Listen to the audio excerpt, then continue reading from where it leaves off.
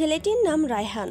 ছোটবেলায় তার বাবা বিদেশে চলে গিয়েছিলেন আর মা জয়না বেগম একাই মানুষ করেছেন তাকে। দিনভর অন্যের খেতে কাজ করে রাতে ছেলেকে পড়াতেন।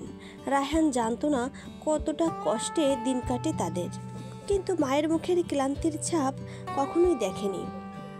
এখন সে অনেক বড় হয়েছে, বিসিএস পাশ করেছে। একবার মা দিবসে তাদের বিশ্ববিদ্যালয়ে একটা প্রতিযোগিতামূলক অনুষ্ঠান হয়, আমার মা আমার নায়িকা। সবাই লিখলো মায়ের পেশা, ডিগ্রি, গুণগান নিয়ে। রায়হান লিখলো শুধু আমার মা ঘুড়ি বানাতে জানে। আমি ছোটবেলায় কাঁদলে মা কাগজ আর বাঁশ কেটে রঙিন ঘুড়ি বানিয়ে দিতেন। আমি মাঠে দৌড়ে যেতাম, ঘুড়ি উড়াতাম আর ভাবতাম মা যেন আমাকে আকাশে উড়িয়ে দিচ্ছেন। মা জানেন কখন আমাকে উল্টে দিতে হয়, আবার কখন সুতো টেনে আনতে হয়।